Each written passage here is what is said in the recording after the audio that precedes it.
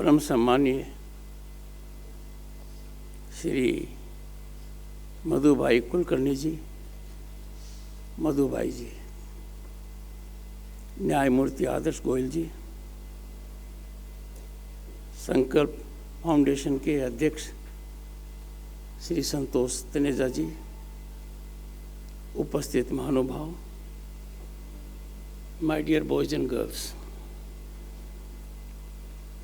संकल्प फाउंडेशन और पूर्व सिविल सेवा अधिकारी संघ द्वारा आयोजित इस आयोजन में आप सभी सुधीजनों के बीच आकर अभिभूत हूँ। संकल्प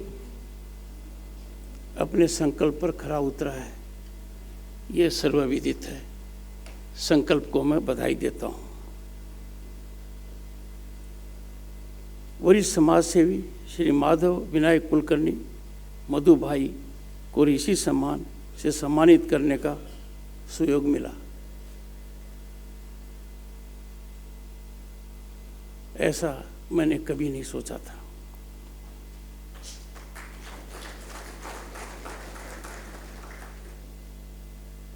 मधुभाई का जीवन वंदनीय है, अनुकरणीय है, पूर्ण रूप से राष्ट्र को समर्पित है। He exemplifies sublimity and virtuosity.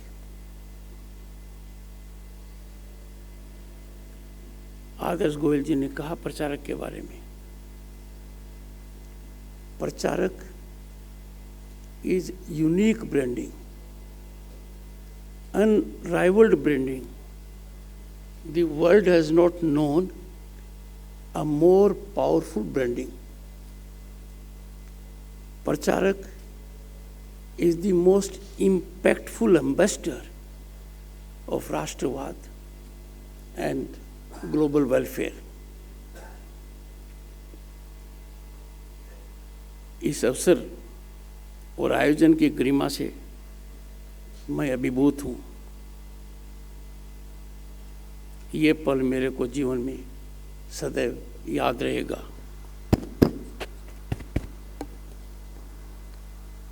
आज जब देश अपनी आज़ादी के अमृत काल में है, ऐसी विभूतियों का हमारे लिए प्रेरणा और मापदंड है। उनकी उपस्थिति हमें ऊर्जावान बनाती है। We are inspired, motivated to engage in national service. ऐसी महान विभूति का सम्मान श्रेष्ठ मानदंडों का सम्मान है। समाज जिस अच्छाई पर टिका है उसका सम्मान है। मधुभाई का जीवन सादगी, त्याग और सदाचार का उदाहरण है। इस पुरस्कार के लिए हर मापदंड पर वो सर्वथा योग्य है।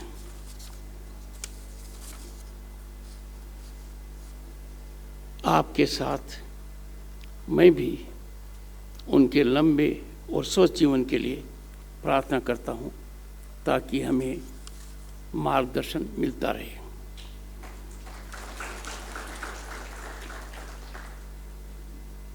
इस संगोष्ठी को आयोजित करने के लिए मैं संकल्प फाउंडेशन और पूर्व सिविल सेवा अधिकारी संघ का आभारी हूँ कि आपने मुझे, और विषय है भारत के युवा आकांक्षाएं और अवसर, इस महत्वपूर्ण विषय पर अपने विचार उन लोगों से साझा करने का अवसर दिया है जो मेरे से ज़्यादा कार्यशील हैं और ज्ञानी हैं।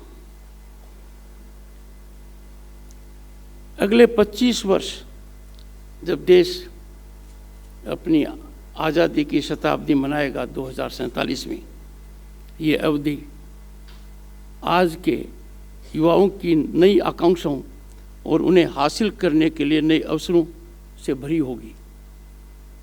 I have no doubt the journey from Amritkal to Bharat at 2047 will help us reach at pinnacle जो हमारा दुनिया में वर्चस्व था वो वापस निश्चित रूप से लौटेगा।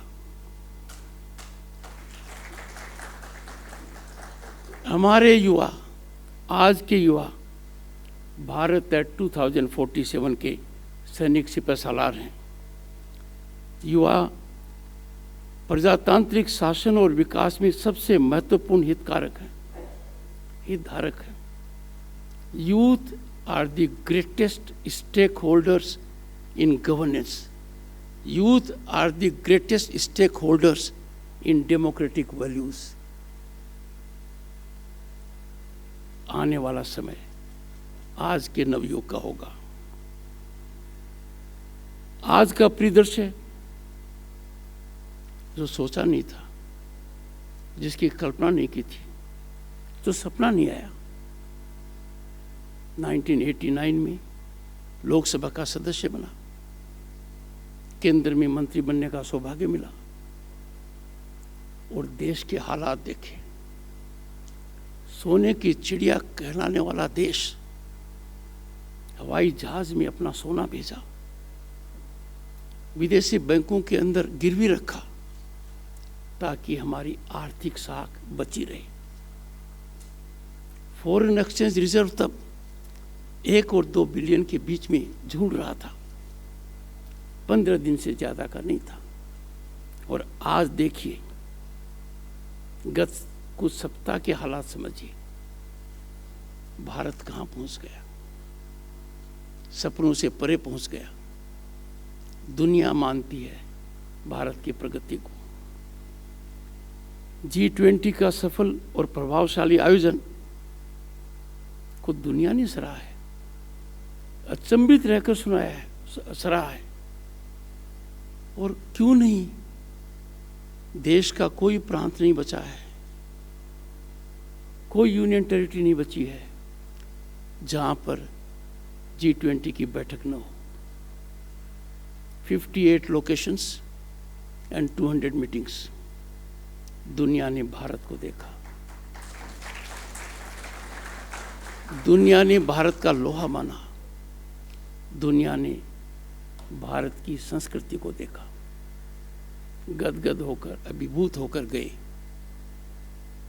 मेरे सामने भी उन्होंने अपने विचार साझा किए। देखिए गत सप्ताह में क्या हुआ है। 23 अगस्त स्पेस डे डिक्लेयर हो गया। चंद्रयान 3 चांद पर चला गया, उस जगह चला गया जहां दुनिया का कोई भी देश नहीं ले जा सका। We became the first nation to land on moon at South Pole. पूछा जाएगा बॉयज एंड गर्ल्स से, तिरंगा पॉइंट कहाँ है? चंद्रयान 2 जहाँ गया वहाँ है। शिव शक्ति पॉइंट कहाँ है? वहाँ है। लोगों को अब अंदाजा हो रहा है कि हमारा इसरो कहाँ पहुँच गया। कहाँ हमने शुरुआत की थी कि हमारा सैटेलाइट दूसरे देश से लॉन्च होगा, और अब हम दुनिया के विकसित देशों के सैटेलाइट लॉन्च करते हैं और काफ़ी संख्या में करते हैं। अमेरिका से लेकर सिंगापुर तक के करते हैं। 3 दिन पहले मेरी इसरो के चेयरमैन से चर्चा हुई। He was a beat. मुझे वो दिन याद आता है जब पश्चिम बंगाल के राज्यपाल की हैसियत से मैं और मेरी धर्मपत्नी कलकत्ता में साइंस सिटी में गई। 2 बजे के आसपास चंद्रयान 2 को लैंड करना था। मैंने आमंत्रित किया था 500 बॉयज एंड गर्ल्स को, वो सब वहाँ उपस्थित थे। हमारी सांस रुकी हुई थी। चंद्रयान 2 वहाँ पहुँच गया, पर आखिरी कुछ मीटर्स के अंदर वो सॉफ्ट लैंडिंग नहीं हो पाई। सन्नाटा छा गया। जब मैंने बॉयज एंड गर्ल्स को कहा वी आर 96% सक्सेसफुल, सब के सब उत्साहित हो गए। पर उससे भी ज़्यादा पल देखिए कि भारत के प्रधानमंत्री ने चेयरमैन इसरो को क्या कहा? ही कॉन्ग्रेचुलेटेड हिम कि we will succeed next time, but this time also our success has been great. This is the reflection of our civilizational ethos. We are never on back foot. Every failure is stepping stone of success. ISRO हो गया.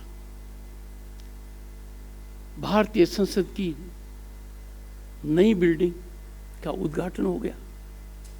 और क्या शानदार है, Covid की चुनौती के बावजूद 30 महीने में मात्र बिल्डिंग नहीं बनी है, अंदर की साज सज्जा हुई है, टेक्नोलॉजिकल इंटीग्रेशन हुआ है. सोचा नहीं था. भारत मंडपम दुनिया के 10 कन्वेंशन सेंटर्स में से एक है.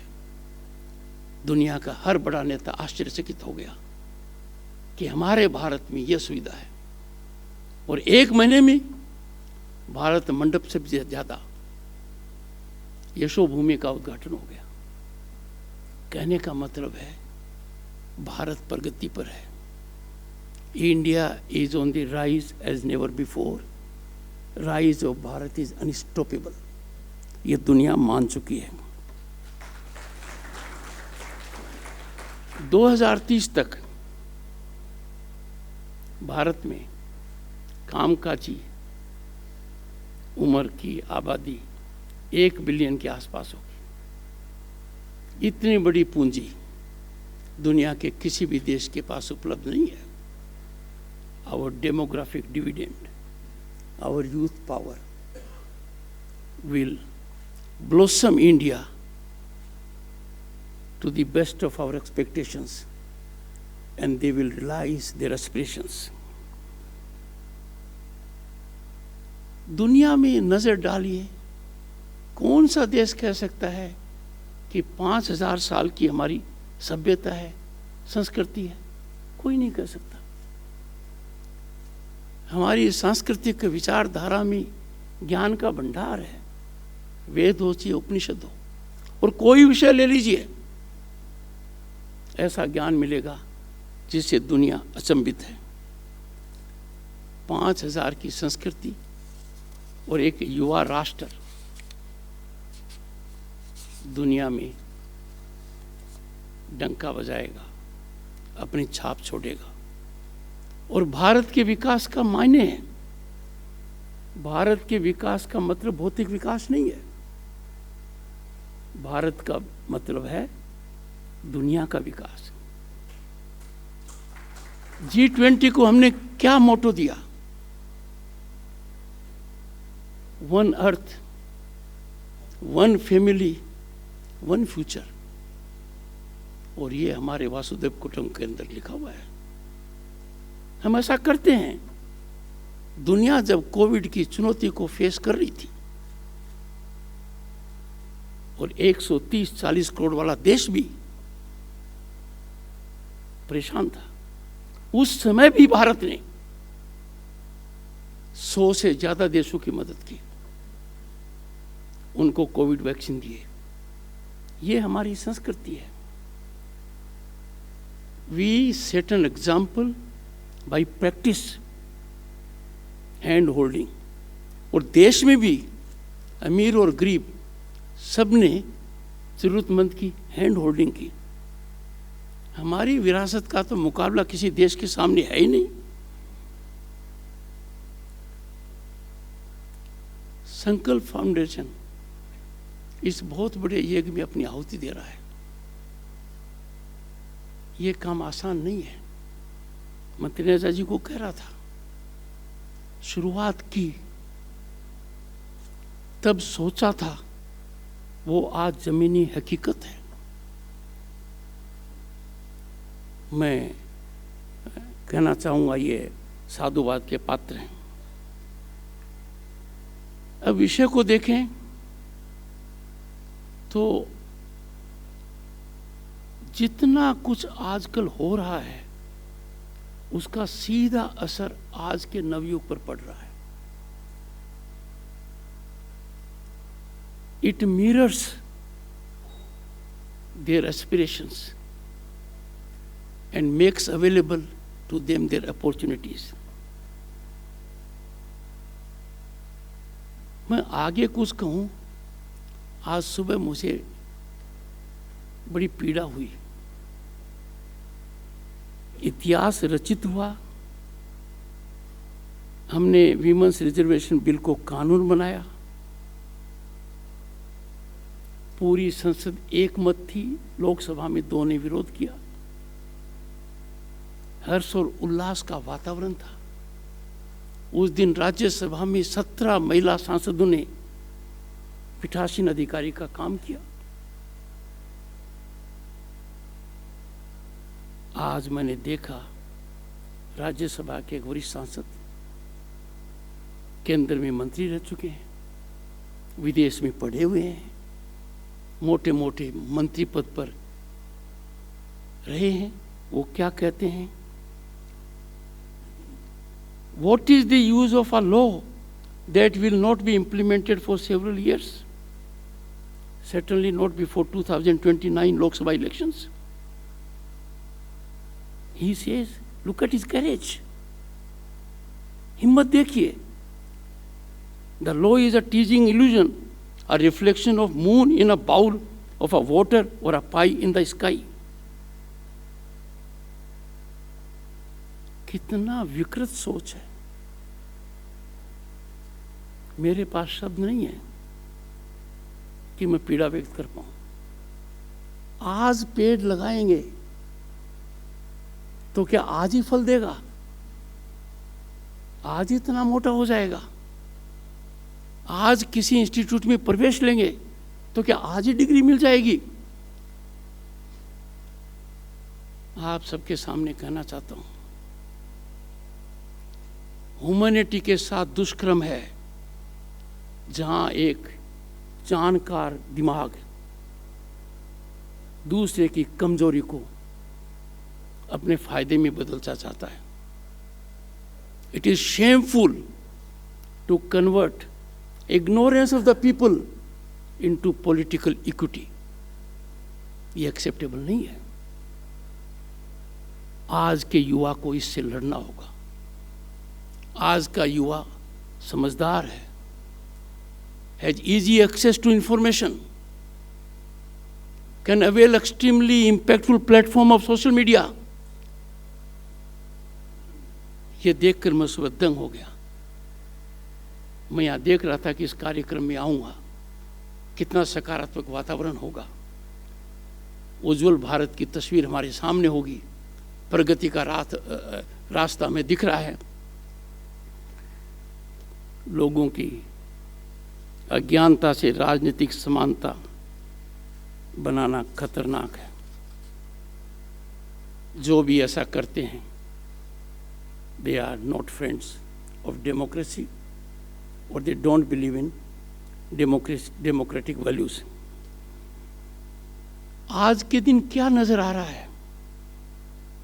गोयल साहब का जमाना था, मधु भाई जी का जमाना तो हमसे भी बहुत पहले का था, तनेजा जी का था। आज हमारे सामने क्या है? सुखद विषय है कि सरकारी पहल और सकारात्मक नीतियों के कारण आज एक ऐसे इकोसिस्टम का निर्माण हुआ है कि हमारे युवा अपनी प्रतिभा को दिखा सकते हैं।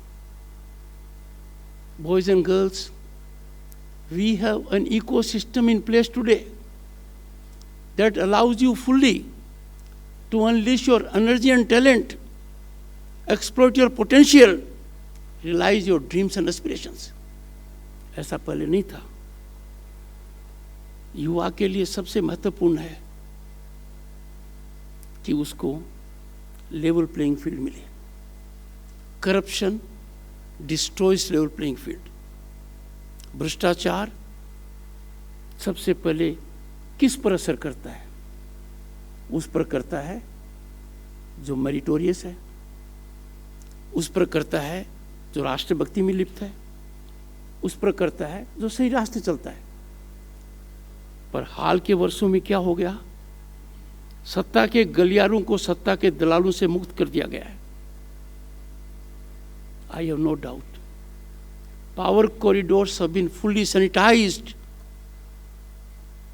of those sinister elements who extra legally leveraged decision making, वो गायब हो चुके हैं। भ्रष्टाचार के लिए कोई स्थान नहीं है। जवाबदेही और पारदर्शिता शासन के नए मानक हैं। Transparency and accountability, we see it all around. कोई कुछ भी कहे, आज पहले सरकार है जिसके ऊपर लांछन नहीं है। There is less government, more governance. There is total transparency, accountability.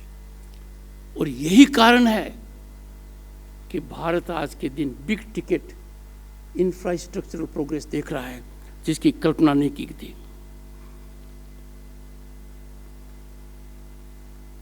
ऐसा वातावरण सबसे ज़्यादा फायदेमंद हमारे यूथ के लिए है।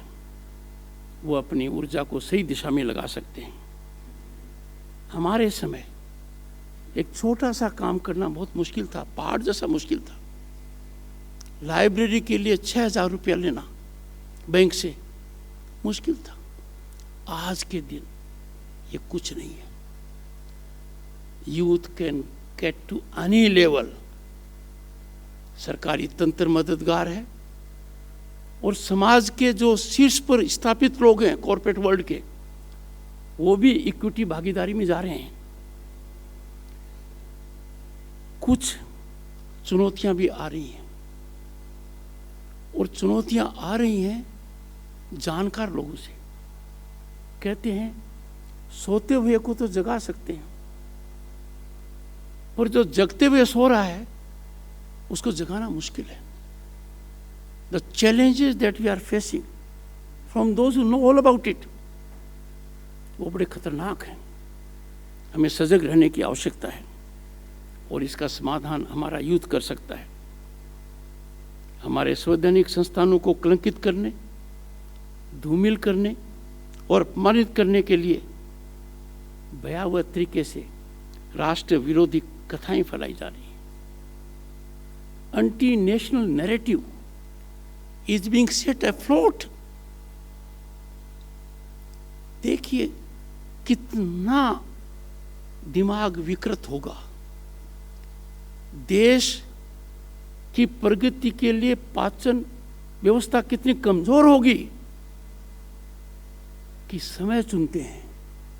G20 हो रहा है तो देश को कहीं न कहीं बदनाम करो। Engage into an activity to taint, tarnish, demean our constitutional institutions.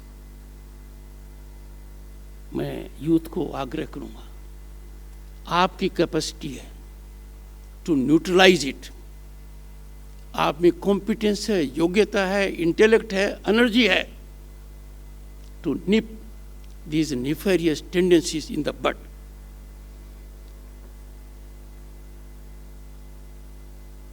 हाथ कंगन को आरसी क्या? जो वातावरण बना है उस वातावरण का नतीजा जमीन पर है। 10 वर्षों में भारत में स्टार्टअप्स की संख्या has increased by 225 times। 225 गुना बढ़ोतरी होना अपने आप में एक संकेत देता है कि यूथ के लिए कितनी अपॉर्चुनिटीज हैं that they can realise their aspirations. और दुनिया का कोई देश मुकाबला नहीं कर पा रहा है। In recent times we have seen more than 100 unicorns. A unicorn means more than $1 billion investment. इस सब में यूथ की बहुत बड़ी भागीदारी है। आज भारत दुनिया में तीसरे नंबर पर है स्टार्टअप इकोसिस्टम में। And this is because our youth has opportunities and youth can realise aspirations. तो आज के दिन दुनिया के किसी भी कोने पर नजर डाल लो, जो यूथ को अपॉर्चुनिटीज यहां मिलती हैं to realize their aspirations and dreams, to expand their innovative ideas, वो दुनिया में कहीं नहीं है।